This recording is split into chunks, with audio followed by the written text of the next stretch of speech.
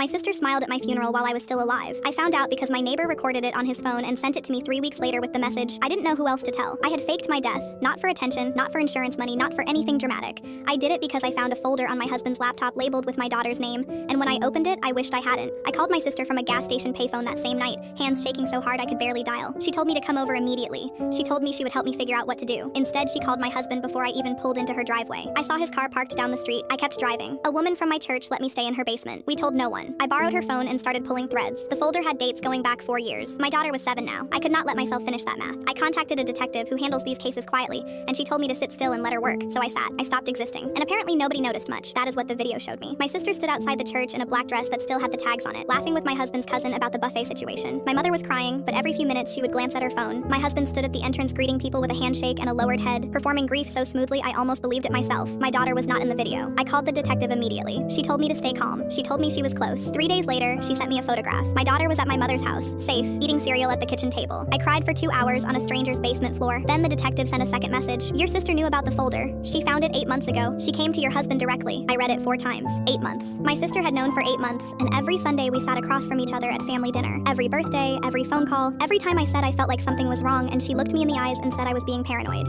She knew. She chose him because he had money and connections, and she needed a business loan that my mother did not know about. I found the wire transfer records myself, $40,000, 2 weeks after she found that folder. The detective built the case without me. She had enough. The arrest happened on a Tuesday morning. I was watching through a live phone camera my neighbor held from across the street. My husband walked out in handcuffs looking confused, like a man who had never once considered consequences. My sister was detained at her office 40 minutes later. My mother called everyone she knew. I watched her do it from the driveway I was now standing in. She saw me and went completely still. I walked past her into the house and found my daughter in the kitchen. She looked up from her coloring book and said, "Mommy, you came back," like she had been waiting, like she had always known I would. I held her until my arms ached. Later that night, my mother knocked on the bedroom door. She stood in the hallway looking smaller than I remembered. She asked me why I did not come to her first. I told her I had twice, years ago, and she told me I had an overactive imagination. She did not remember saying it. I believe she genuinely did not remember. That is somehow the part I cannot stop thinking about. My husband is facing serious charges. My sister is cooperating, which means her sentence may be reduced. My mother wants us all to attend family therapy together and find a path toward healing. My daughter asked me last night if we could get a dog and move somewhere with a big yard. I told her we could do whatever she wanted. I have not answered my mother's last 6 calls. I do not know if I ever will.